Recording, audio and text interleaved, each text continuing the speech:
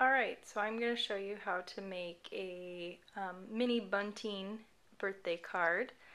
So these are some of the supplies that I need. You can see my envelope up there, a pen, glue, tape, scissors, a mini paper cutter. I have embroidery thread or floss in the colors I want, and colors of paper that you would like to make your bunting and your card out of. So first, once you've gathered your supplies, what you're going to do is you're going to take your main paper that you want the card out of and the envelope of what size you want. I'm doing a large size. I think this is like a 5 by 8. And take your main paper, let me grab it, and make sure it is folded to the size you would want. So you can see I know it's going to fit exactly inside of my envelope. Then once you've done that, cut out a piece of white paper or whatever your background paper is. Alright, I'm going to skip ahead a couple steps or to show you kind of the completed thing, and I'll show you then. I'll go back and show you how I did them. But you'll notice there's just little paper squares or triangles of cardstock, and then I've used the embroidery floss as the threading for my bunting. And then down here I just used more paper and hand wrote on my message. So to get these to stay on just like they are here, you can see it's three-dimensional just like a true bunting would be.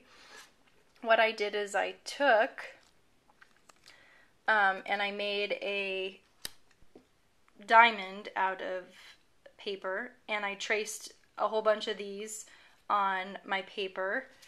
I kind of did it in a format like this. You can see here I've cut out some of them already, and I cut them out.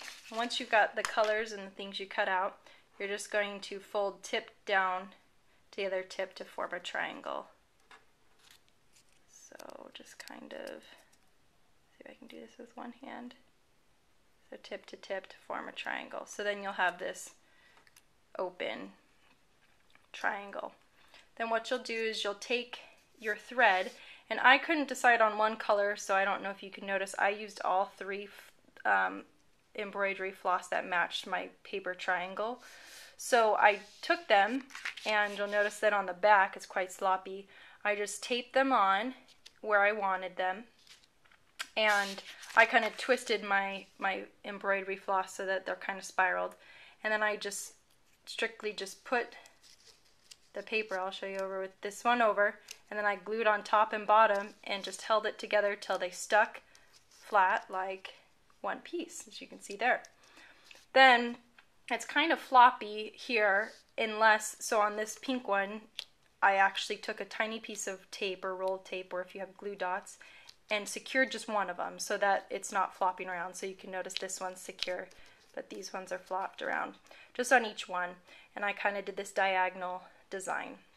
And then once I had that, and once again taped them all on in the back, you can see it's kind of messy, then I just cut out some more extra strips of my cardstock, and I wrote "Hip Hooray" on it.